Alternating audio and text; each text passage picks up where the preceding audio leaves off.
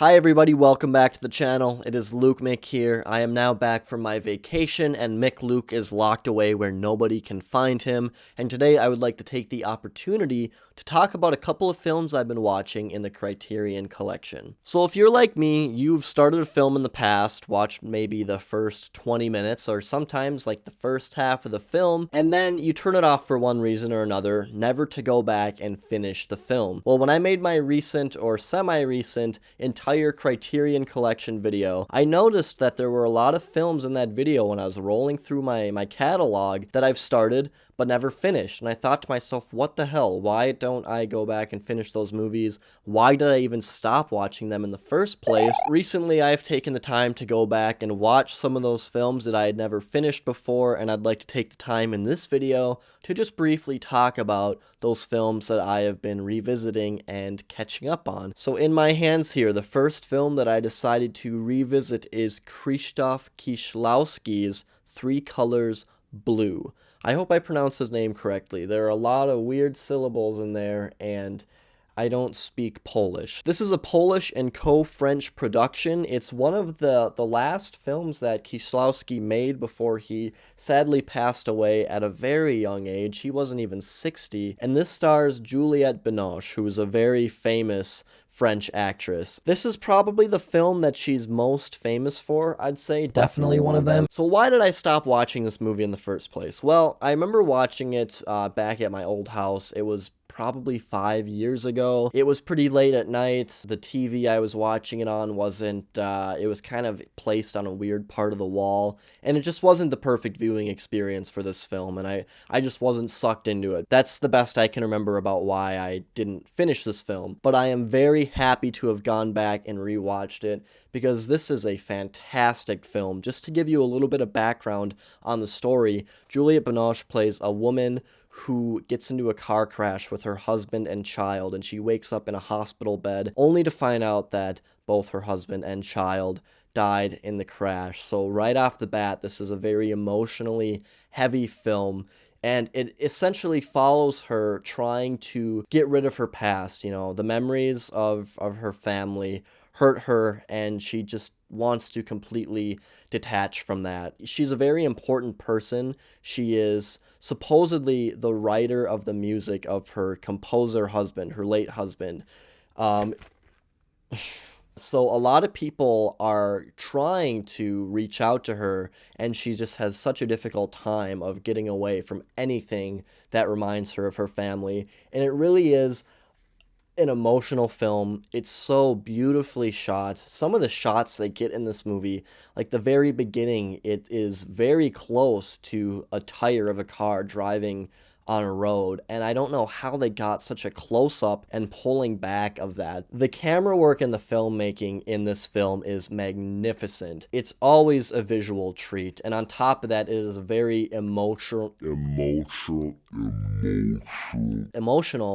and visceral experience as well. It really does a beautiful job of showing the interconnectivity of people and their relationships, and how one person's actions can very directly affect the life of another. And it's just a super well crafted film, a rich emotional journey, and also the ending of the film is very Donnie Darko. Richard Kelly, I see what you were doing there with Donnie Darko. And something I just want to pull from the supplemental features, a little Easter egg that I thought was really interesting, and it's pointed out by film studies professor Annette Insdorf, is that Emmanuelle Riva is in this film, and she is probably in her 70s when this was filmed. She is very much known for Hiroshima Mon Amour, and that film is all about not wanting to forget the past, and her character in particular is very afraid of letting go of the past and forgetting the details of everything she once loved. And in this film, she plays Juliette Binoche's mother, who is living in a nursing home or elderly care facility. She has dementia or Alzheimer's or something that has caused her to lose her memory. So it's a very interesting thing that in Hiroshima Mon Amour, she plays a woman who's afraid of leaving the past behind. But in this film, she plays the mother of somebody who is trying to forget the past intentionally and wants to escape it. So it's pretty ironic, and I think it's really awesome that they cast her in the film, because that's just a really cool little Easter egg that I really appreciated, especially because I had watched Hiroshima Mon Amour, and then I watched Blue just a couple weeks later, so I was like, oh wow, that's perfect timing on my part to watch these films. So I really enjoyed Blue, and I'd probably give it a 4.5 out of 5 stars. The next film that I decided to go back and revisit was Kuroneko, directed by Kaneto Shindo, if I pronounced his name correctly. I didn't do my research before filming this. Maybe I should have. But this is a Japanese folklore horror movie from the late 60s. Honestly, it feels like it could be from the 50s, but it is not. And this is from the director of Onibaba, which is a more famous film that is not yet on Blu-ray in the Criterion Collection, which I think is bogus. I'd love to watch that film. Put that on Blu-ray, Criterion, I'm telling you. The reason I didn't finish this film in the past was because I started watching it on a school night in my dorm sophomore year. Roommate was going to sleep. He was totally cool with the movie being on and stuff. Sam, I'm talking to you, buddy. But that night I was like, yeah, I'm not going to watch this movie. I was only like 10 minutes in. Tonight's not the night. And then I never found the correct night until just a couple of months ago. And I am happy to report that Kuroneko is a very fun film. It's been a couple of months since I watched it, and I've watched many other films kind of similar to it in recent memory here. But from what I remember about Kuroneko is that it's a little bit tonally inconsistent, but there are also some really scary, atmospheric sets, and the music I remember being beautiful. I was looking for the score on YouTube and Spotify and whatever, but I couldn't find the score for the film, but it has a really beautiful score.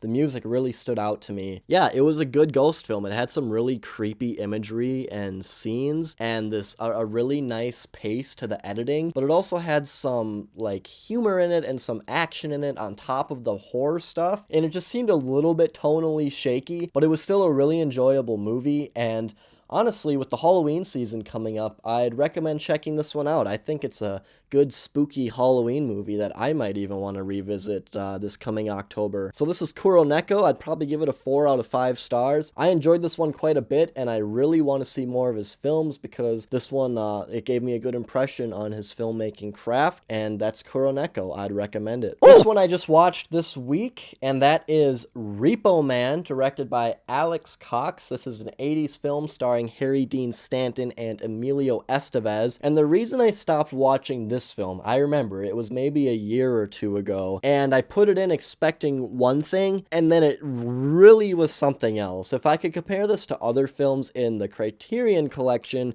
it's a bit more on the tonal level of Scanners by David Cronenberg. Not exactly, because this film is a lot more humorous than that film, but I was not expecting this to be such a pulpy sci-fi comedy cult film. It's a lot of different things, Repo Man, and it was just not the tone that I was expecting it to be. I was expecting it to be a little bit more serious and a bit more noirish and stylized in a noir fashion, but that's not really what this film is, and my expectations for it were just incorrect the night I planned on watching it initially. So I went back and revisited it with the right mindset, and I do enjoy this film quite a bit. It is really funny. Emilio Estevez is great. He plays this punk kid who can't really hold a job, and he's not getting along with his group of friends. His parents are addicted to the television and to this like Christian pastor who's always asking for donations through the television. And I don't even remember where I'm going with this, because I just explained so much, and that just goes to show how freaking random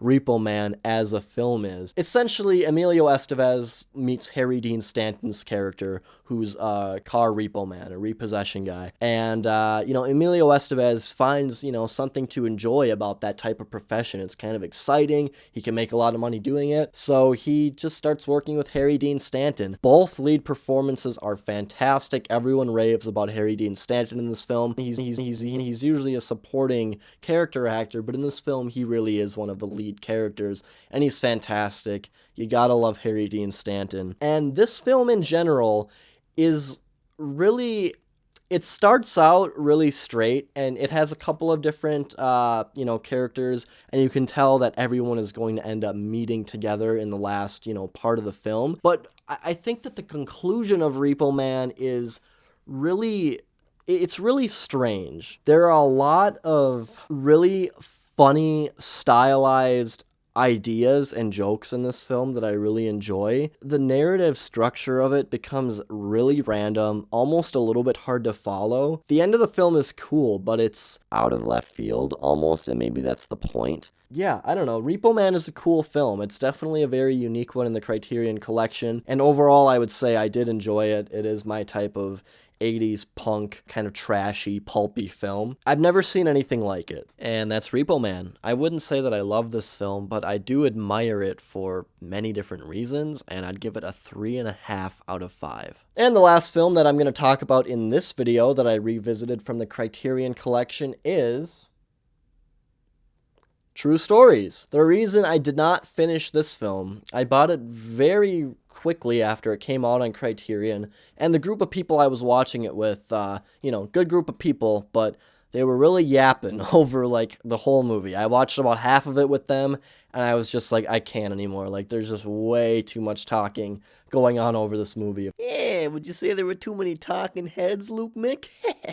So I went back and rewatched it just a couple nights ago, and it's a good film. I really like Talking Heads as a musical group. I love David Byrne as an artist and a musician, and True Stories is directed by him, and he co-wrote it, and he also stars in the movie, essentially. He kind of acts as the vessel or the narrator for the film, and this movie is really random and very strange. It takes place in Virgil, Texas, and it's essentially just about the history of this town and the people that live in it. The main character, aside from David Byrne's character, is John Goodman, who is on the cover here. I'm going to flip it around with one hand. There he is. And this film really acts as kind of a montage or compilation of music videos, but it also has this kind of narrative structure about John Goodman looking for a wife. He's a big, cute man who's very sincere and kind-hearted, and he hasn't found a woman, and he is desperately looking for a wife, and that's really the main narrative pull of this film. But they're also celebrating the centennial of Virgil, Texas, so they're going into different people that live in this town, giving them little musical numbers, and there's a fashion show, and there's a parade. There's just a lot of weird stuff in this film. It very much is. It's a thing of its own. It does feel like a lot of Talking Heads music videos kind of put into a movie with those stories, those true stories. And yeah, I don't know, my favorite thing about this film would be a lot of the music is really cool, and John Goodman's character is so sweet, and it's really easy to latch on to him and just root for him and want him to succeed in his search for a wife. The film has a very nice ending, and it's like catching a little glimpse into this town. It feels like you're driving through this town, you're getting a peek at all the little things, and just getting to know a couple of people there, and then you leave. That's kind of what this movie is, essentially. I didn't watch many of the supplemental features on it. Maybe I should have. Maybe it would have given me more insight into why this film was made and why the writers made this film, because it is so random and so odd, and it's just so weird that David Byrne directed it and the Talking Heads did all the music for it. But I'm glad that this movie exists. I'd probably give it a 3.5 out of 5. It has a great visual flair, too. I think that David Byrne's directing is really fantastic, honestly. I wish he would have directed more films, because I think this is the only film he's ever directed, but I really like what he did with it. So that's True Stories. And that's all I'm going to talk about in this video. I do have quite a few more Criterion Collection films that I have not finished in the past that I definitely have to go back and rewatch. Keep an eye out for some upcoming Halloween videos. So that's all I have for you. And I will talk to you all later. Have a good afternoon, everybody.